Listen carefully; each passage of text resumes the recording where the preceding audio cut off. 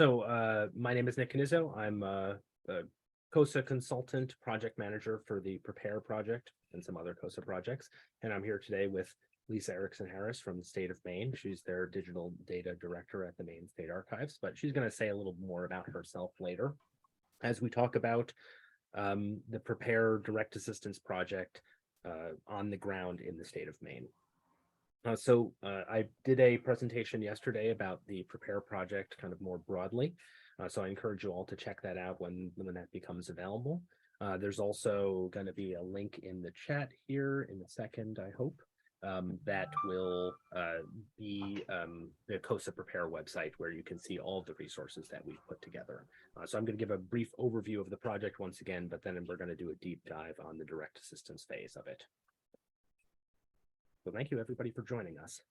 So the Council of State Archivists is a nonprofit membership organization representing the 50 state, 5 territorial, and District of Columbia archives.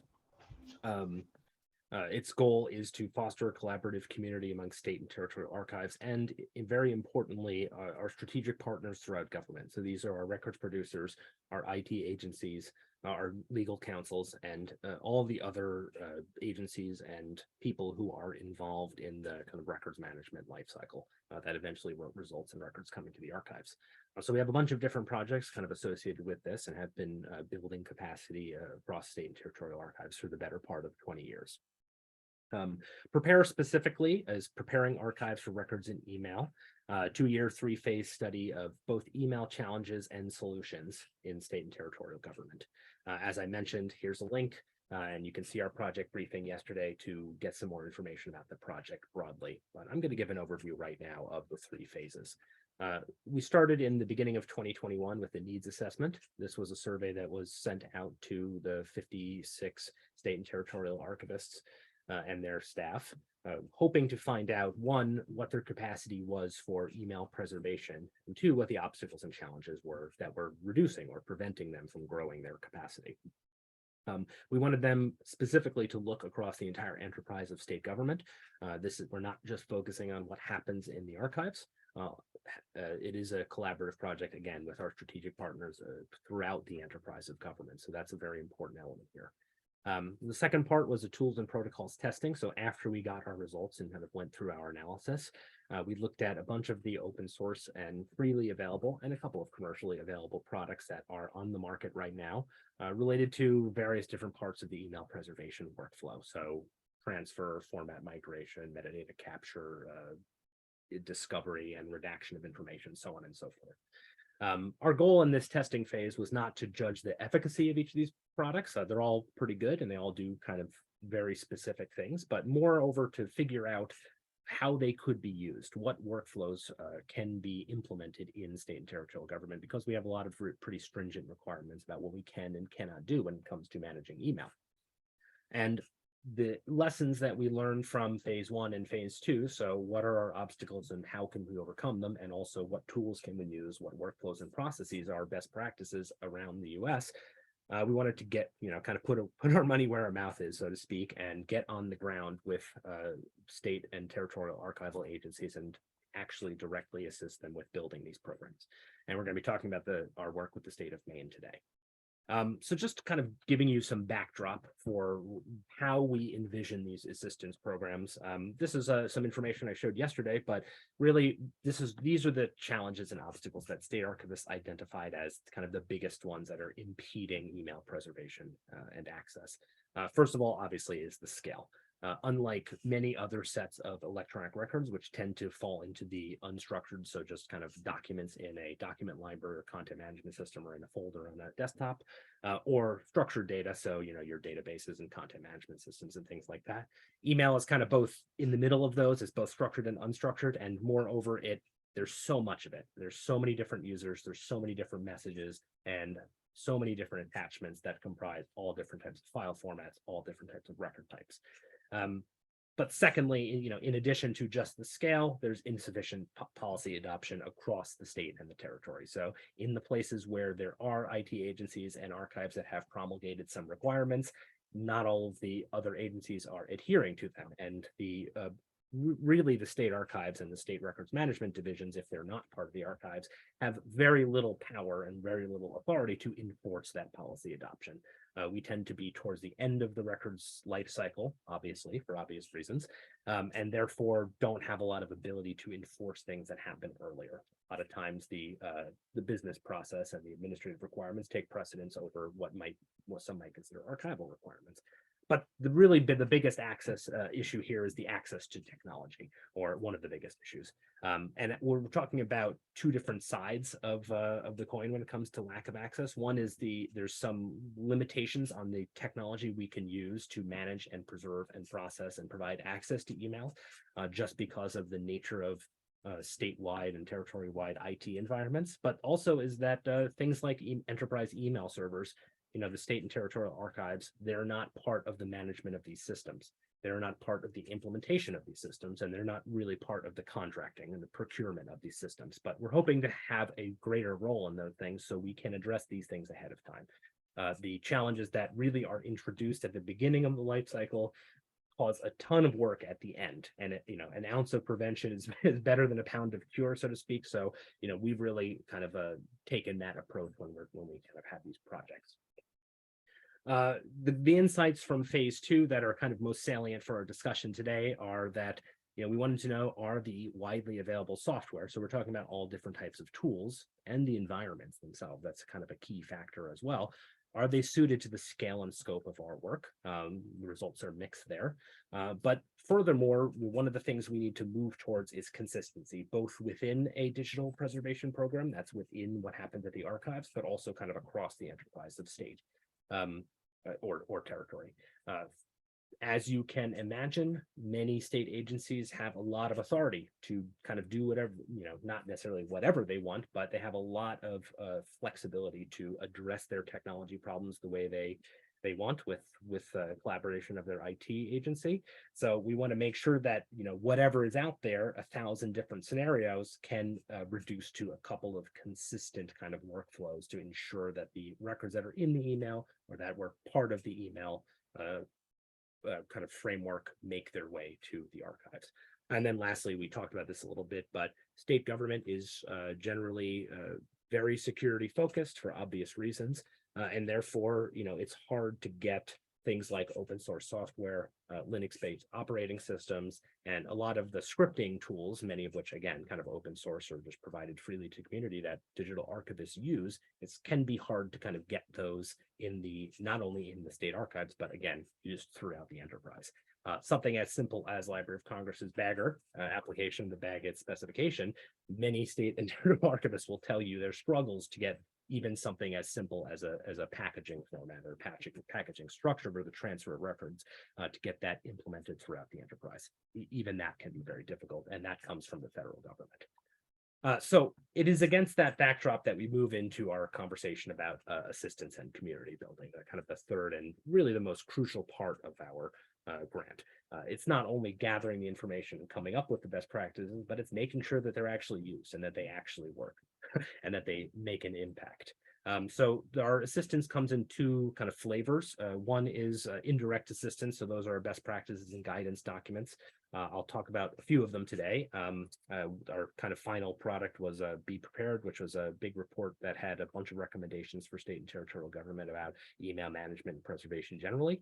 And then we have our direct assistance project. That's where we are kind of on the ground with the state archives and their strategic partners and kind of working through the email issues together. And from those collaborations, we will produce, and we have already produced, more guidance documents, more best practices, more kind of paradigms that other states may or may not be able to adopt going forward. So just to summarize the various challenges that we're really looking at when we're talking about building a direct assistance program and kind of addressing email, there's challenges of governance. As we discussed yesterday, and as I'll reiterate today, everybody uses email in a different way for a different thing in government. So some of it's pretty straightforward. You and I use it to communicate and correspond. Others, they're part of very complex workflows that have all kinds of sensitive or protected information in them. We have challenges of technology. Our tool, we kind of addressed this already, but our processing and access tools, they might not account for all of those myriad circumstances, and our access to all of the technology throughout the life cycle is very limited. So we're talking about trying to capture records oftentimes from a black box or from a place where we don't really know what the provenance is or what the kind of digital preservation requirements are, or if there are any at all. In addition to all of this, we have thousands of categories of requirements. I live in Vermont and I used to work for the Vermont State Archives, and I know here we have 261 specific exemptions, or there were a few years ago, there's probably more now, to public access and inspection. So every one of those exemptions is a requirement that the records manager, the records producer, and the archives eventually is going to have to account for in protecting information. That usually means searching for, discovering, and redacting that sensitive material, whatever it might be. And of course, there's the challenge of future proofing. We're really talking about almost two kind of separate issues. One is the legacy backlog of email that almost every state has at this point, given that many have not destroyed email because of those aforementioned governance challenges. But it is kind of thinking about a day forward approach as well. How do we kind of fortify and buffer against future considerations and future changes in technologies? It's not like we're stopping using email tomorrow or next year or even next decade. We have seen the proliferation of other communications technologies, your direct messages, your chatbots, your things like that. But email is still a very essential part of the records management kind of framework of government. It's really simple, and that's kind of speaks to the design of the technology. It's really easy to use by everybody. So given all these challenges, how do we actually approach the problems of governance? How do we actually approach the problems of kind of building a email management and preservation framework in the state? And to that, we turn to something we call State Electronic Records Preservation, so the SERP framework. This is something that COSA had some consultants develop, Lori Ashley and Charles Dollar, about 10 years ago or so, based off of the digital preservation capability maturity model. Again, you can find all this stuff on our website. But essentially, what we're talking about now, this is SERP 2.0, is, we're talking about key components and key ways to visualize and imagine and really kind of divide up the essential work of managing records in government. And really it just breaks down into these 5 key elements. What are the requirements for keeping records? Who is going to be fulfilling those requirements? What systems are our digital records going to be in, and can they handle our requirements? How does data move from custodian to custodian or system to system? And lastly, of course, what are we all doing this for? We are preserving the records so that we can provide authorized access to them in the future. So I'm going to do a little bit of a deep dive on each one of these, and then I'm going to turn it over to Lisa to talk about how we've kind of envisioned this in the state of Maine and give the background there. So when it comes to essential record keeping requirements, really, what are we talking about? So in most states and most territories, for those that have them, these are usually kind of memorialized in a record schedule, something many of you have heard about, but really this is just a document or an instrument that's most often developed by the state archives, but often in conjunction with other agencies. Sometimes there's an advisory board or committee that participates in this process, but that they synthesize the administrative, legal, technical requirements, and often the archival appraisal requirements for records within the jurisdiction. What does that really mean? When we talk about administrative requirements, we're talking about how the state agencies perform their program work, what they need to do in order to make actually just make kind of the engine of government go. When we talk about legal requirements, we're talking about statutory, that's state or federal. We're talking about administrative rules. We're talking about binding policies. We're talking about administrative directives. We're talking about state and territorial constitutions. Legal requirements can come from a variety of places, and if they are binding and if they determine how long something must be retained, whether explicitly or implicitly, we need to account for those in our management processes. Then we have our technical requirements. How are we bound by the information technology environment of state and territorial government? What can we do? And we kind of addressed this earlier, which that a lot of times many states will not allow a Linux-based operating system workstation on their state network for security reasons. It's not for us to judge whether that's appropriate or not. That's a state decision, but that is a requirement we have to work around and kind of figure out a solution.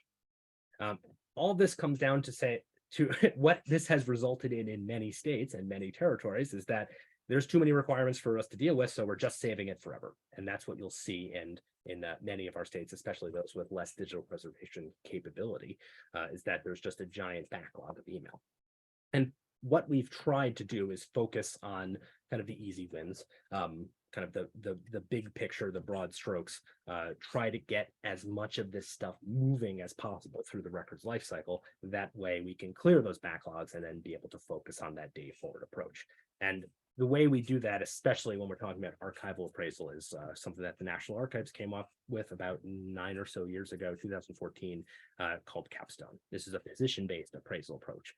Most record schedules are content-based, which is to say that it is not based on the form or the creator of the record that determines its retention or its appraisal. It's the content. What is the record about? What is the data that is contained within?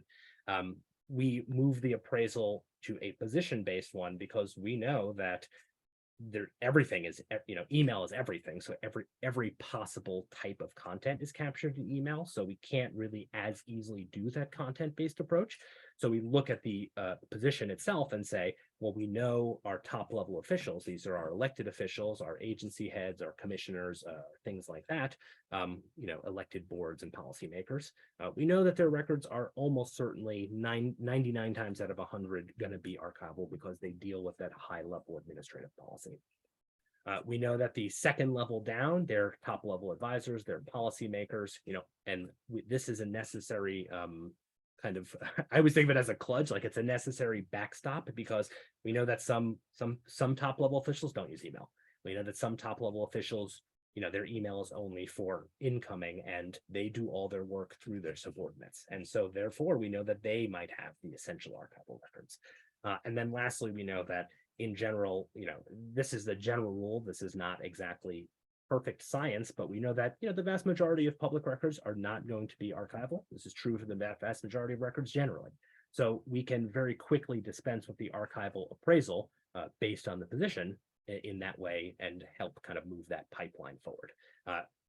This is the very important caveat to all of this, is that we're not obviating or pushing aside our legal requirements. We still need to account for those. This is just talking about archival appraisal. So if you have a low-level account that has permanent records in it as defined by a schedule, you still need to account for that. You still need to preserve those. The account itself might not be archivally appraised and as being permanent, but the records within need to be moved out. And how that all shakes out is this kind of, it looks like a complex diagram, but really what we're talking about is kind of 3 sets of operational requirements for our categories. Our top ranking accounts, as you can see, that's on the top, that's the top of the row. They just kind of move straight through the records lifecycle. We know from day one they're going to be preserved and they're going to be archival, so we don't have to think about it anymore. We only have to think about how to get them to the archives. Same with the bottom accounts. We know that in general, they're not going to be archivally valuable. They're not going to be permanently preserved at the archive. So we don't need to put a whole lot more thought in there. There is a caveat, as I mentioned. I'll get back to that. And then we have that kind of mid-tier of accounts that we're not exactly sure. That's how we account for the variations and the differences between different agencies and how they utilize email and how they're structured, who is responsible for actually policymaking. That caveat about the low ranking accounts, you can kind of see it in the bottom left-hand system. This is the kind of the mantra that we've been shouting for a couple years now. Email servers are not digital preservation systems. They're not intended for the long-term preservation of data. So if you have records in there that is identified as permanent by a schedule, get them out of there. Move them into a document or records management system. Move them into your SharePoint site or your CMS, whatever it might be. Manage them more appropriately there. You would not, maybe you would be surprised, maybe you would not be surprised to know how many workflows there are out there that people just save essential records in their email, and then when they leave, their whole email account goes to the person who replaces them, and now they have to carry that PST around with them to manage those permanent records. That's just not good business practice. But again, we can't tell anybody what to do. We can just make recommendations about what they should do. And we strongly recommend you don't preserve permanent records in email for too long. The second part of this is roles and responsibilities. not everyone is sure what they're supposed to do, why they're supposed to do it, when they're supposed to do it. So it's not just giving everyone the appropriate responsibilities, but it's placing them in the right place. And kind of the biggest question out there, I think, is when does review of protected information happen? Who does it, and who is best suited to do it? And we certainly have a lot of thoughts about that. But again, there's no single approach to any of this. Every state's going to do it differently. Every department, every division is probably going to do it a little bit differently. And we know that email is an individualized set of records, so we know that every user is going to do it differently. So we want to be able to be sure to be able to empower our users in the right roles with the with the appropriate tools and the appropriate guidance to be able to fulfill their responsibilities. So that's why we talk about digital systems governance. We want to make sure that our email servers, whether they're on premises or cloud-based, we want to make sure they're configured appropriately to be able to support the types of digital preservation activities that we want. But part of this collaborative process and part of this assistance process is figuring out who can actually make this happen. A big component of the State Electronic Records Initiative is working with those strategic partners. A big part of prepare is that as well. We know that the archives can't do this on their own, so we want to see and we want to help foster relationships with IT, with our administrative agencies, with our councils, and hope to use our ability to bring the best practices from around the U.S. as a kind of kind of a lingua franca, right? Kind of this ability for us to all discuss together without worrying about politics, without worrying about the internal kind of machinations of state government. Of course, we need to talk about migration. This is a key component because, we've talked about the requirements, we've talked about the people, we've talked about the systems, but we know that data at rest and is more secure and generally more safe than data in motion. And we know that as part of just the nature of government, we have different records custodians. We certainly have the records producers, those are your creating agencies. We have the IT agency, which is kind of managing the digital technology platform. And of course, we have the archives as well. And so how do we get information from one custodian to another, one system to another, and how do we make those packages consistent? I think I mentioned that a couple slides ago. We want to make sure that we have a repeatable and consistent workflow so that we can account for 1,000 or 10,000 different variations in practice, but we collapse it down into maybe 1 or 2 or 3 different types of packages of records coming to the archives. That way, that makes the process much more efficient, and the archives doesn't have to develop 300 different workflows. They can have 2 workflows because they know what they're getting is essentially the same every time or pretty close to it. Obviously, there's going to be the oddball one-offs, but we will always have to deal with those separately.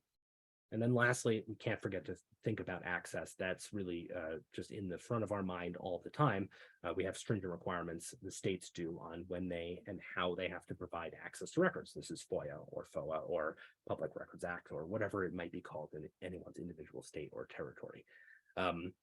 One important factor to all of this is that we can't, or we need to be very cognizant of not reducing the accessibility of records as part of our preservation workflows. So, for example, if the state is providing e-discovery, right, search and discovery of records as part of FOIA, if those records get transferred to the archives, they can't go into a dark archive and be inaccessible for 5 years. The archives would still need to be able to provide Freedom of Information Act responses in the same way that the agency had before. This is another reason why many states have not really done anything with their email, is because there's a lot of uncertainty about who's going to provide access to those emails as well as they move through the records lifecycle and towards the archives or towards their final disposition. And so we need to be cognizant of how long it takes us to process and make records available, especially when we're talking about protected information. Finally, I just want to address one more element to this, which is that we want to be sure that the work that is done to review records and review email information, that investment is maintained. A big part of the records management process is maintaining our investments.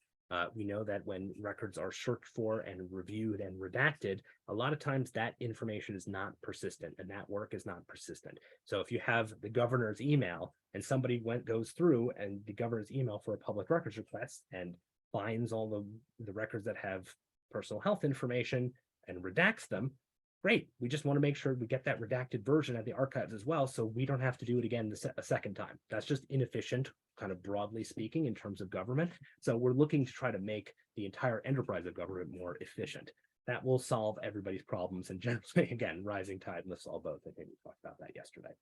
So I'm bringing up these key components again, because I want you to be thinking about them when Lisa's talking, and I want you to be thinking about them if you have any questions. We want to figure out how these pieces all fit together, and this is what we address as part of our direct assistance project. We're really doing a meet you where you are. That's kind of the air quotes that we use to kind of describe how we work with the agencies.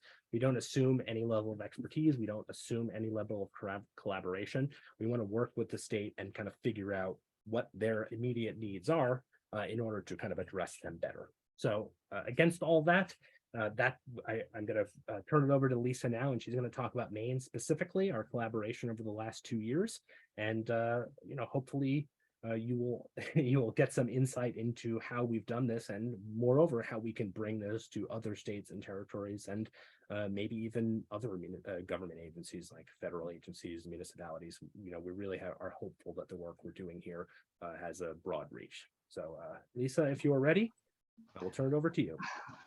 I am ready. Hopefully you can hear me. Thank you, Nick. So I almost feel like we should have reversed our presentations because you provided so much depth here. But I will try to put my content in the context of all that you have offered. My name is Lisa Erickson-Harris, and I began in the position that I'm in January, so relatively new to the state of Maine.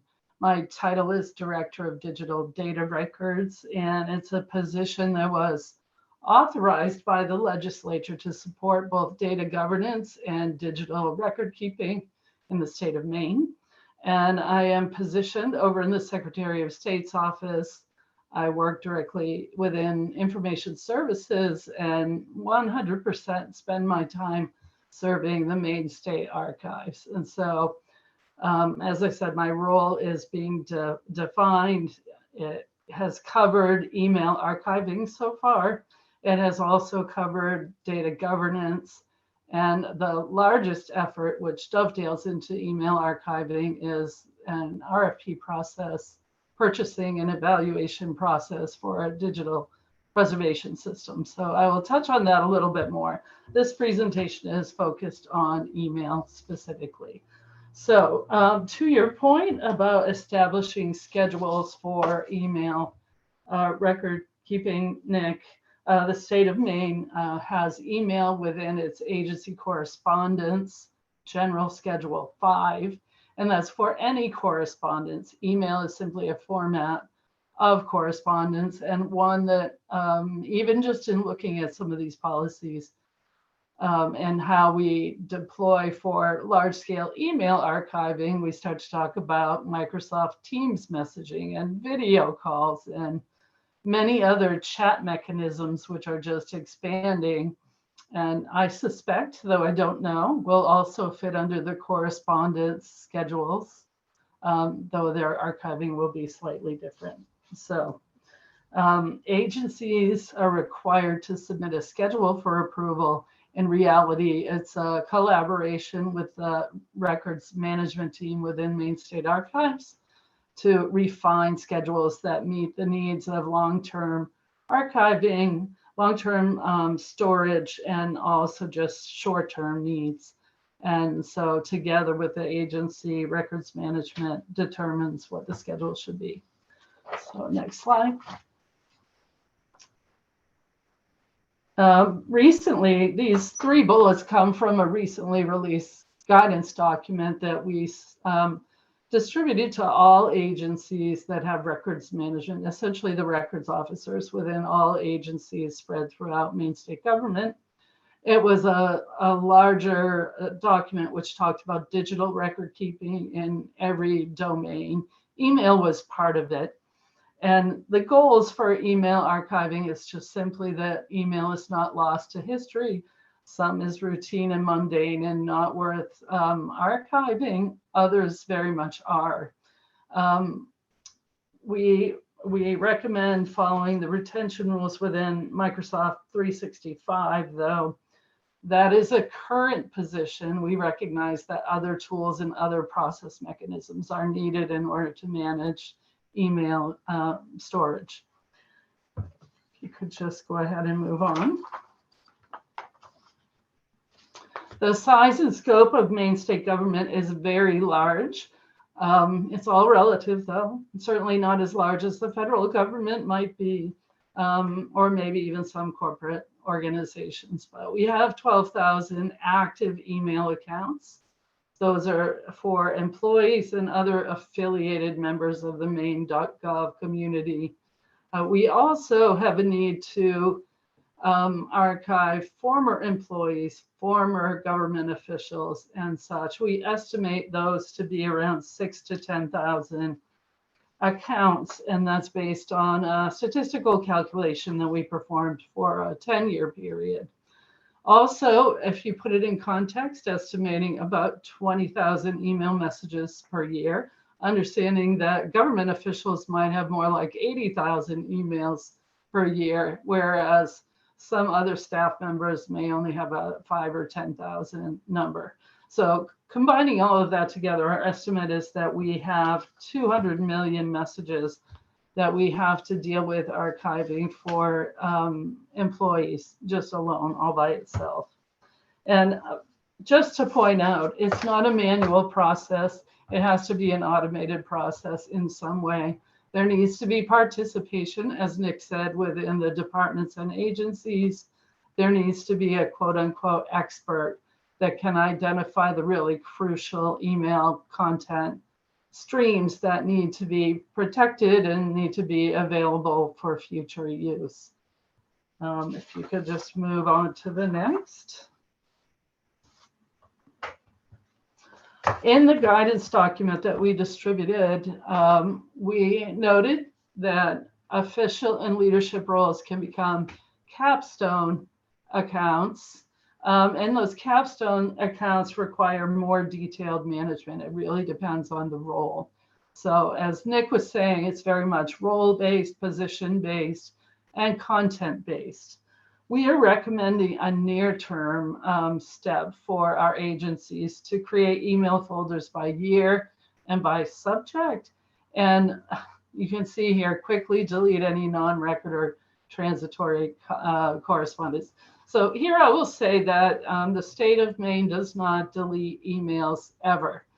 And so at this point in time, we have Maine IT, which is different from the Secretary of State's Information Services Department, retaining emails even when employees delete those emails. So we may have a clean employee email and email box storage. And yet at the same time, Maine IT is keeping a full copy of it. It's part of the process of not only educating, but creating confidence in the system that we develop, that we have a policy, that we have a process, that we've created a workflow, and also that we have a place to put these email records. So before we can get to the point of addressing storing deleted emails forever, we have to have other systems in place. So that is a work in progress at this point in time. See here, MSA staff are collaborating with COSA. We've made a lot of progress, and we really couldn't have done it without the support of COSA and Nick in particular, and to helping us to sort through the issues and the process and the options. And when we get a little further along, I'll talk about the working group in which we've been working on that process with. So for now, if you could just step forward one more slide. Okay. So email retentions are, as I said, content-based. We use the value criteria that was defined by ARMA for record retention. We use this for all correspondence. So I think, Nick, you covered most of these administrative, legal, and fiscal criteria of value, so I won't drill into those. Excuse me. There might be other factors related to their historical or research value. I think, this might seem superfluous, but might fit into this category too. Over the last year or two, there's been a lot of discussion about changing the state of Maine flag. There's been a movement to go back to an older historic flag design. that is well liked across the state of Maine, but not everyone. And so the debate about whether we go back to that or we don't go back to that might be of historical research value to someone, say 100 years from now or something like that. So it might not really be official business, not changing, civil rights or anything like that in the state of Maine, but also an of note, which gets back to where our roots are in the state of Maine. Okay.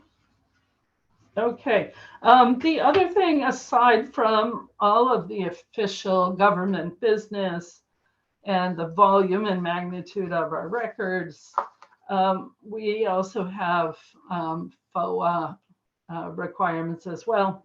I'm just sharing with you here the legislation around Freedom of Access Act, which is basically the same thing as FOA, Freedom of Information Act. And it's just to say that the intention of all government business is to remain open and available to the public. And so it's not meant to be behind closed doors. It's not meant to be not to be shared with the public. The public has a right to see and hear about all the business that happens in Maine state government. It also says that there's no restriction regarding discussion, communication, strategizing around any decisions the government makes outside of the public domain. So your neighbors or a small community group or a special interest group or something like that can certainly talk about and discuss and consider options to any action taken by the public. And so moving on. Okay, good. All right, so this is basically a summary of the legislation, how it ends up impacting government business. So you can think about government as a storehouse of information and everything is public. Myself, for example, I come from the private sector, not from state or federal or local government, just in terms of my work history. And so it's taking me some effort to think about my email dialogue and my meeting discussions and my agendas and all of those things as potentially needing to be public, given that I haven't worked in that domain, this domain before. It's something that every state employee has to learn and consider just in their day-to-day actions. And it's something that longer-term government employees just take as second nature. They know that their business is public, therefore any action that they take is public. That's not true in the private sector at all. So it is a difference. There are individuals that contribute to this public store. They curate and convey all of the information that is stored in this storehouse. And the result is that any FOA requests that come in need to have access to detailed records, which gets us back to the email archiving need, which also gets us back to the need for structure and organization around email archives. And even though the percentage is small of FOA requests, the impact is very large when you're thinking about the public need to know. Thank you, Nick. Okay, so we have 2 more slides on my presentation. One, to talk about progress to date with regard to email archiving, and one to talk about near-term plans. I mentioned a little bit about this at the beginning of our discussion. I think the biggest thing is that the Maine State Archives had the foresight to create a working group that cut across many different domains, many different agencies and state government. They have been meeting for 2 years, so it predates me by a long shot. And I'll just read to you some of the groups that are part of that working group. Maine IT is part of it. The Attorney General's office is part of it. Records officers are included, and those records officers come from many different agencies across state government. Maine Information Services is involved. The data governance officer is involved.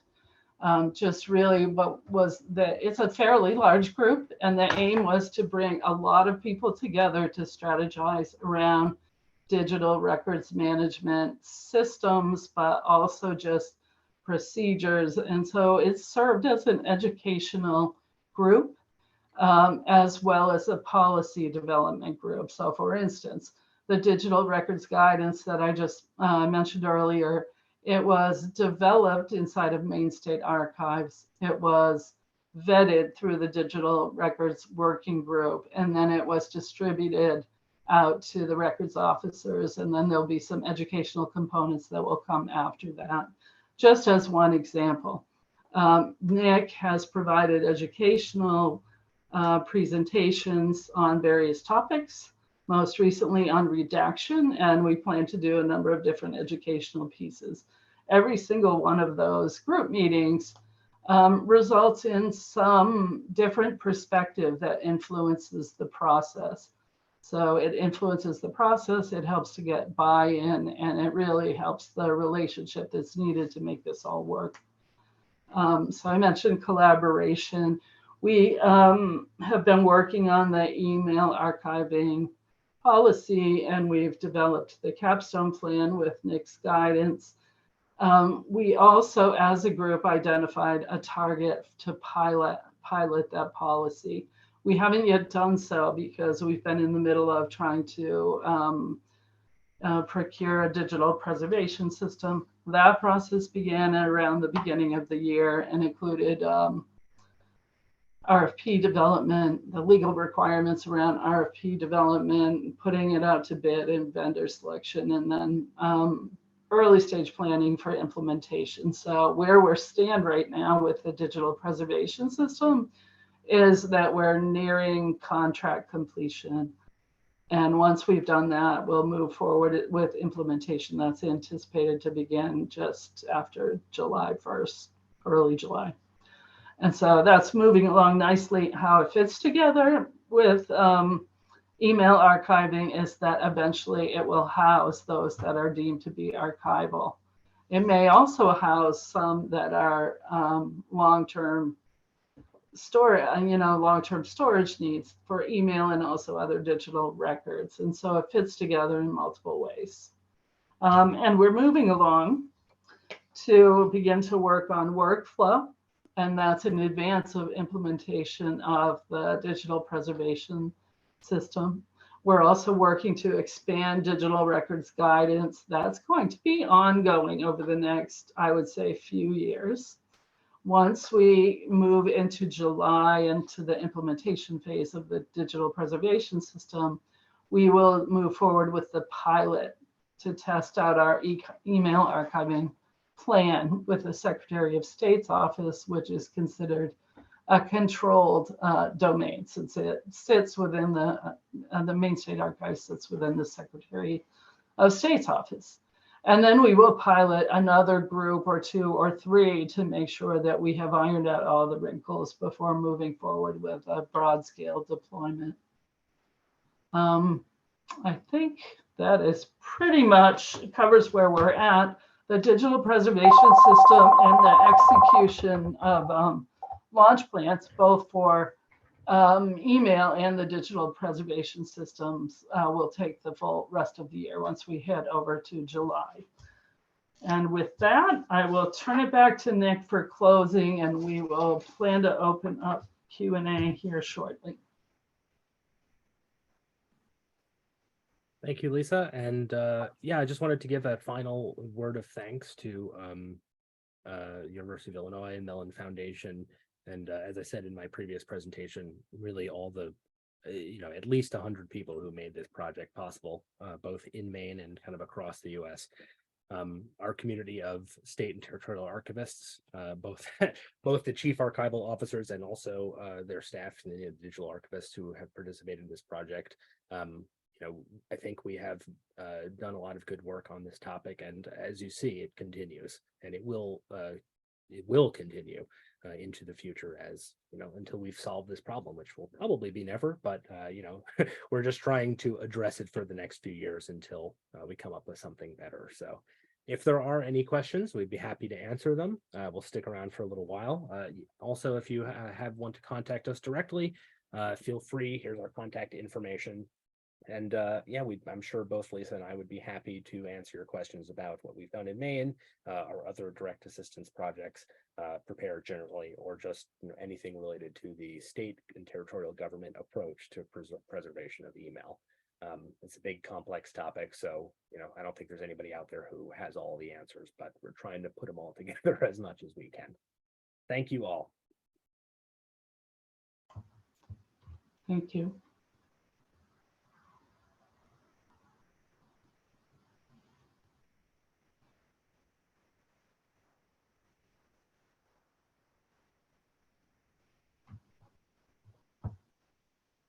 All right, we have a question from the audience. Can you describe retrieval mechanism workflow for an individual or business unit to access email while in the inactive phase? Great question.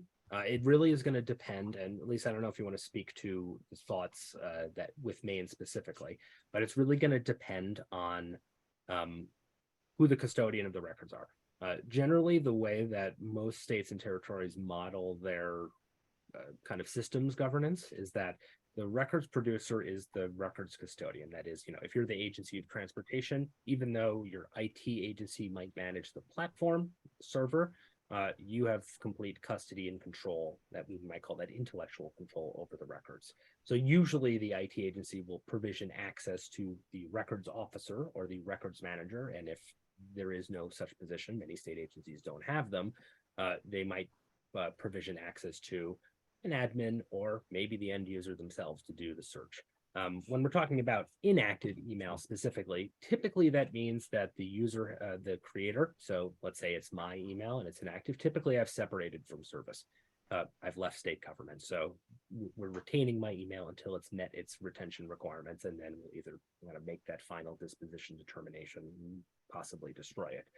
So usually the end user is not going to be available. So that's how it usually ends up going to whoever is the person responsible for doing that FOIA or FOA search. Oftentimes it's a records manager or records officer.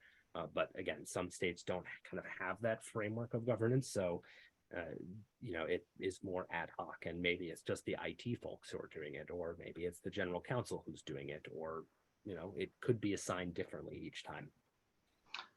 I could add to that a little bit, Nick. Please. So in the state of Maine, excuse me, if it's a FOA request, we do have an individual assigned to lead the search for anything related to the FOA request.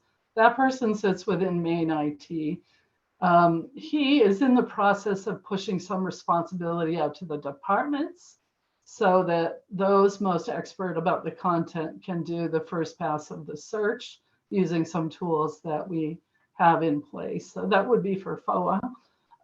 For other things, we have a vision that email will eventually end up in the digital preservation system. And so, as Nick said, for those that have left service, those whose emails are archival and should be made available to the public, minus any confidential information, we expect those will be in the digital preservation system using a public access portal that is part of the digital preservation system. So there would be, anyone could access it at that point. The work is in the preparation to get it into that stage.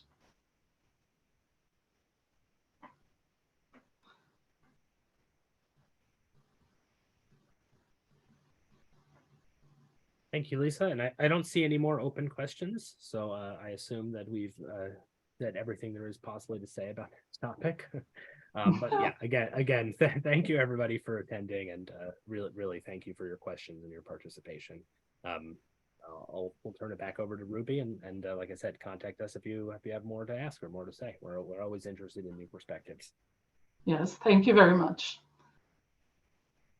Thank you so much, Nick and Lisa. And just for everybody's benefit, Nick will be joining us later today for our Ask an Email Archivist session. So if you think of any questions that come up between now and then, feel free to save them, and Nick will be back to join us at the end of our day.